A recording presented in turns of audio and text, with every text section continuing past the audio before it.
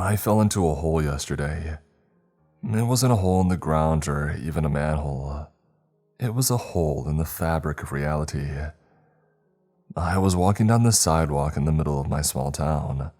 The day was the same as any other, moderately warm, dry, and sunny. People were meandering about as usual, perusing the various shops on the strip and talking amongst themselves. It wouldn't have mattered if I paid attention or not, because one minute, I was on flat ground and the next, I was falling.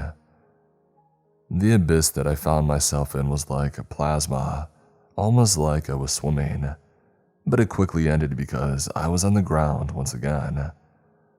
It was the very same sidewalk, in my very same small town. At the time, I couldn't even believe what had just happened because nothing had changed.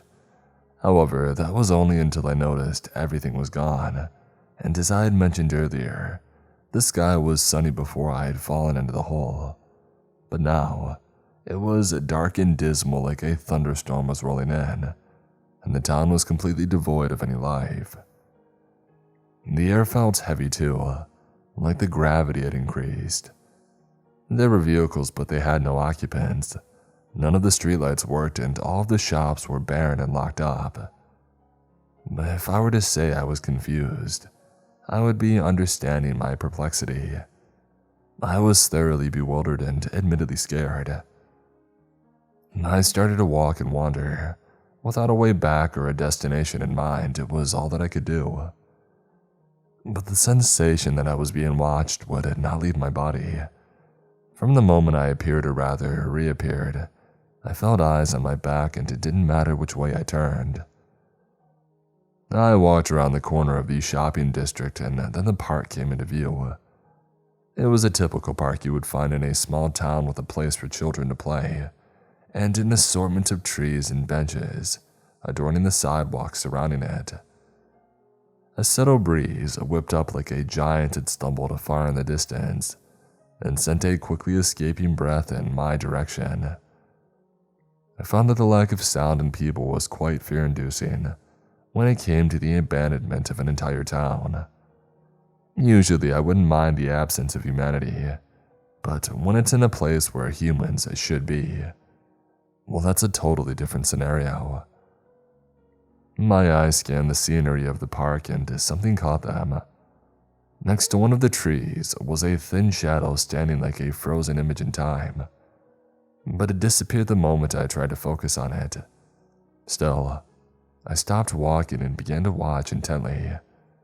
Then, through my peripheral vision, I saw a flashing glimpse to the left of me. I shot my head in its direction and saw the tail end of a shadowy foot disappearing behind a brick wall. I began to walk towards it until I saw another glimpse, this time to the right. There were like little dancing wisps of darkness in the corners of my eyes that I couldn't focus on, or else they would go away. If I were a child, I might have found it quite humorous, but something about them felt sinister, and that thought kept me on my toes. Their overall presence offered a sense of skulkingly malicious intent, as if they simply wished for me to close my eyes so they could get close enough to take my life. As someone who partakes in rather unconventional ways of thinking, I wondered if these shadows were the residents of wherever this actually was, or perhaps they had killed them. Suddenly, I felt a razor-sharp pair of claws rake into the soft skin on my shoulder with a grip like vice. I spun around while uttering a sound of excruciating pain to see the fast disappearance of another shadowy being. The attack all but confirmed my assumption that they were violent and or evil, and that was all that I needed to know. I quickly realized that I shouldn't remain out in the open. There was a pharmacy nearby with a second story that I imagined was an apartment. These smaller towns often had shop owners living above said shops, and the sign on the door still read open. I was surprised that upon the initial cursory scan of my surroundings that I didn't notice not all the buildings were actually locked and empty. I ran quickly to the door and pulled until its rusted hinges gave way, and it allowed me to enter. The shelves were still fully stocked with all manner of things from medicine to snacks, but everything was long since expired, It was still 2022. The newspaper confirmed that.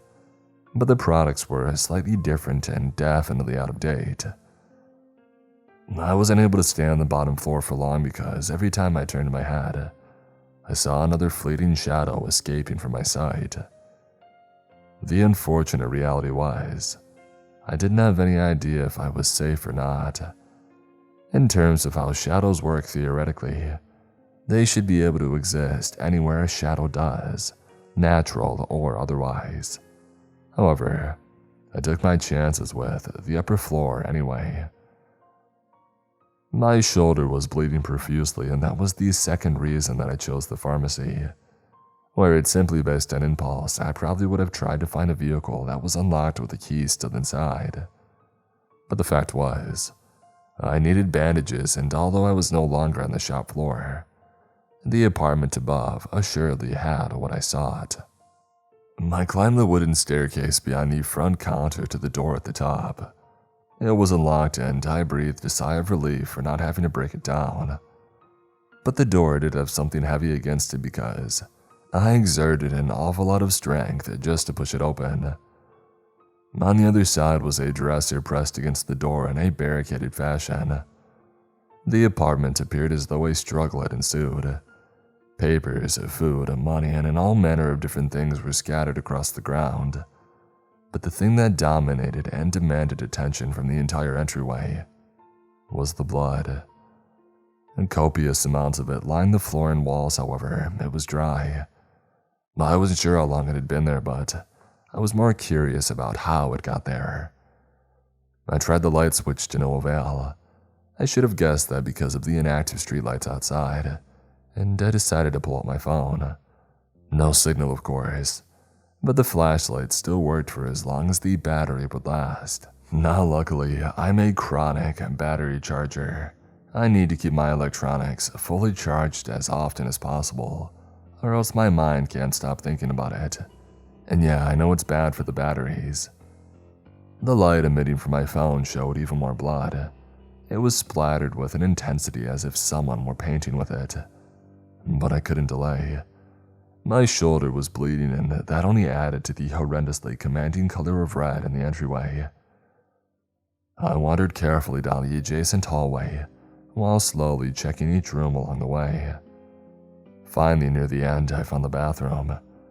If any place would have bandages, it would be there.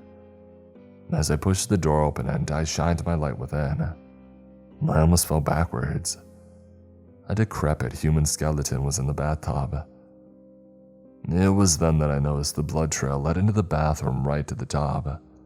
Several bloody handprints were covering the outside of the tub, leading me to believe that whoever this was, they were the ones that the blood belonged to. I couldn't determine their cause of death, but if the wound in my shoulder was anything to go by, then I assumed those shadow things were the reason. When the adrenaline caused by fear had faded away, I slowly climbed to my feet and began to search the medicine cabinet. I kept turning the light towards the tub because my frightened mind half expected the skeleton to shamble back to life. However, there wasn't any movement to be had, and I put my thoughts to rest. The medicine cabinet was mostly empty, much to my dismay, but it did have gauze and peroxide, which was better than nothing. After disinfecting the wound, I wrapped my shoulder the best that I could. When the gauze touched the bleeding trenches that the shadow creature had left behind, I felt an immensely burning pain. It was almost as bad as receiving the injury to begin with. When the pain subsided enough for me to continue, I moved back into the entry hall, and out of respect for the dead, I closed the bathroom door. Now that I thought I had a moment of tranquility, I decided to search the rest of the rooms for anything that might be useful to me. There was still a semblance of light outside, and the rooms with windows were fairly lit, which meant more phone battery for me. I purposely avoided the rooms that faced the streets below because of the danger lurking outside. I didn't know if those shadow things could come inside or not, and I certainly didn't want to mess around and find out. The first room I thoroughly searched was the bedroom. It appeared that this apartment only had one, Aside from the room being in complete disarray, there really wasn't anything you would consider to be interesting or of a helpful nature. The bedspread was tossed about and the old wooden desk against the opposite wall had stacks of paper rising like small towers off of it. If the pharmacist was the one who had lived here, they didn't keep a very organized environment. The possibility that this was all a product of those shadow beings did cross my mind, and it helped me rationalize the chaotic state of each room. And after finding nothing of interest, I left the bedroom. Across the hall was a study of some kind. The room was quaint and equally as disorganized as the bedroom. There was a medium-sized bookshelf against the right wall and another desk against the left. This room had 2 windows, but both of them had blinds obscuring the outside world. Like the desk in the bedroom, this one had stacks of papers on it as well. Most of them appeared to be documents in relation to pharmaceutical accounts and other business matters. However, there was one lone scrap of paper with a quickly scrawled bit of writing on it that caught my eye. I picked it up and held my phone's flashlight close to it, and this is what it said. They came out of nowhere. Nobody knows anything about them and everything is going to crap really quick. All I know is that I won't be going outside until this all blows over. I have enough supplies to last for a couple of months if I ration correctly, and plenty of pills to pass the time. Now, it wasn't the most insightful note, but it did give me a modicum of background regarding what had happened. The rest of the room had nothing more to discover, so I left and decided to search the room that I dreaded the most, the living room. I dreaded it because the windows were uncovered and the prospect of seeing a fleeting shadow in the corner of my eye, man, it sent a shiver down my spine. So, as I inched closer to the living room, I crouched down almost to a crawl despite the searing pain in my shoulder which seemed to be getting worse. The contents of the living room were slowly laid bare, and 2 fully exposed windows lit the room enough for me to not use my phone, but after seeing what was in there, I wish they didn't. 2 more skeletons, one awfully small, it must have been a child, and the other likely its mother. I felt an immense pain in my heart for the sight before me, and almost chose not to search the room for the sake of leaving the dead to their place. But I wasn't going back outside, not yet at least. Under one of the windows was another scrawled letter, but this one was quite a bit longer, and held far greater detail than the other. It said, "Come on, I've spent the last 2 days by this window watching the streets outside. Those things just keep claiming victim after victim, and I feel helpless. But I don't want to die and I don't plan on it unless somehow those things can come inside. So far, I haven't seen one enter a building, which bodes well for me." The letter trailed off there, but then started up again further down. However, the handwriting was different. "If anyone ever finds this, I hope you're well. The man who owns this pharmacy let me and my son in but was wounded in the process, badly. I don't have any sort of medical background and he's currently passed out in the bathroom, but there's a lot of blood. I'm afraid that he might die and there isn't anything that I can do about it. I checked his fridge and found that all of the food had gone bad as well as everything that's downstairs. I'm so hungry and my son is too." The letter ended there, but I turned my head to look at the skeleton of the mother and saw another piece of paper in her hand. I crawled over to her and luckily, I was able to see the writing without removing it from her hand. It was weakly written, the words were faded and barely legible, and it said, "So hungry. The screams have stopped outside. The pharmacist is dead and I fear my son and I will be next. I've only been able to scrounge small canned goods, but those all go to my son, as any good mother would do. I thought that the light would keep them at bay, but I was wrong. It only delays their attack. And there doesn't seem to be anything to stop them, and it's only a matter of time before they come in here. Either that or we starve to death. Forgive me, son, I try to keep us alive." A single tear streamed down my face. I felt for this woman, for what she had suffered for the sake of her son. That unfortunate reality caused her to perish, and it would seem her poor boy followed shortly after. But her note did offer valuable information.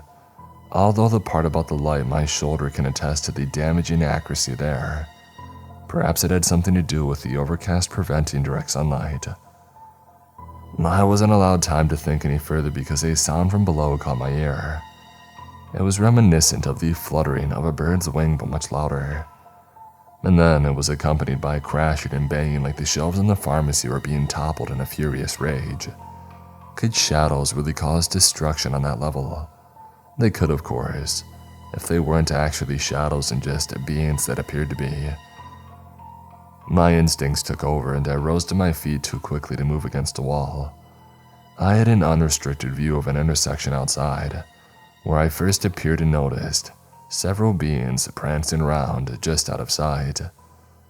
While they may have appeared innocent in their movement, I knew they weren't.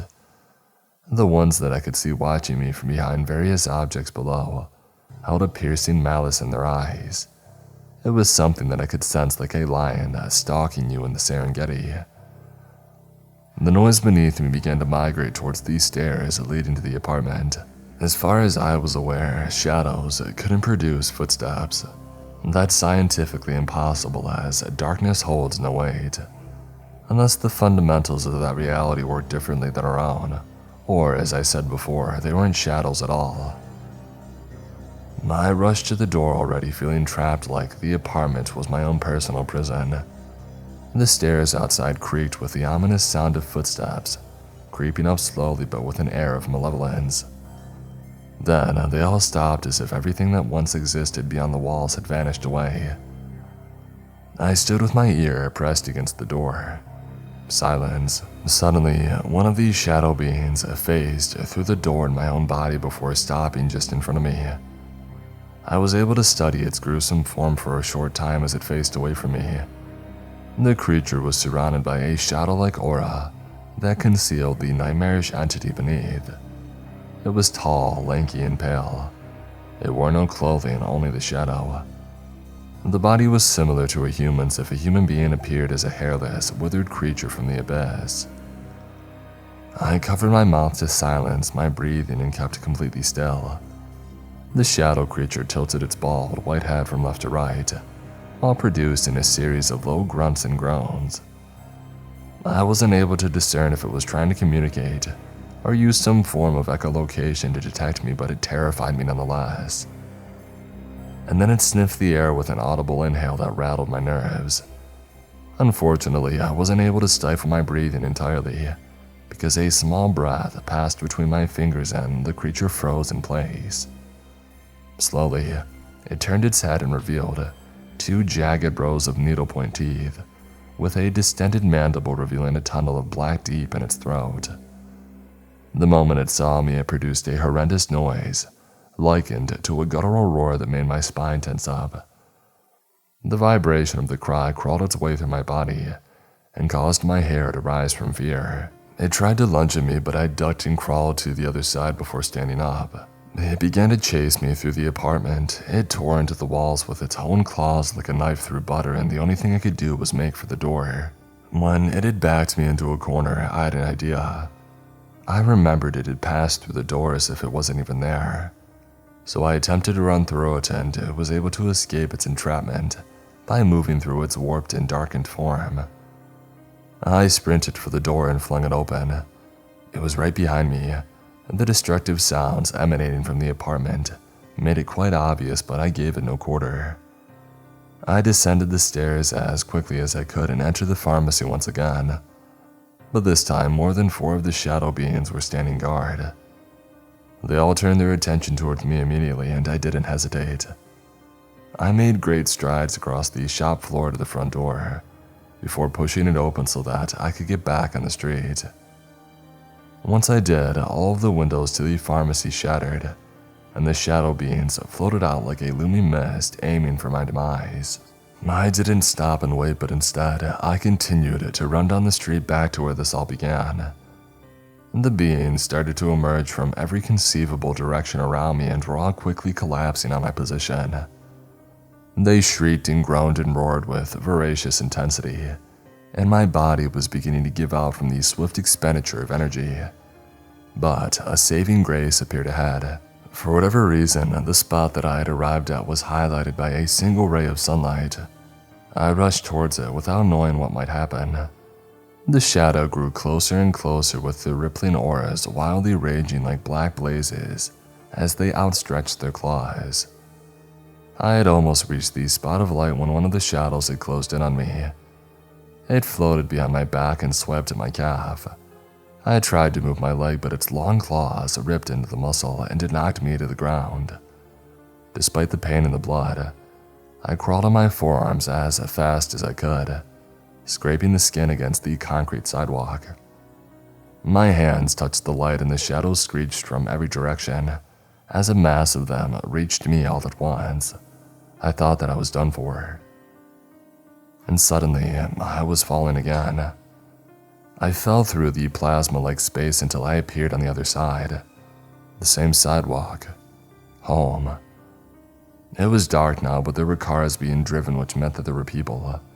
Since it was late, there wasn't anyone walking on the sidewalk any longer, but that was good for me because I had no way of explaining what happened to me logically. I dragged my bleeding leg home, but something about the plasma between both realities had lessened the degree of my injury and allowed for me to make it without being forced to crawl.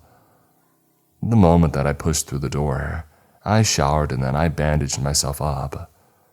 I had one missed call and it was nothing but spam. Makes me wonder if I had perished in the other reality, would anyone have even known? The following morning, I drove into town for some over-the-counter painkiller. Both of my wounds burned fiercely and it made it quite difficult to sleep.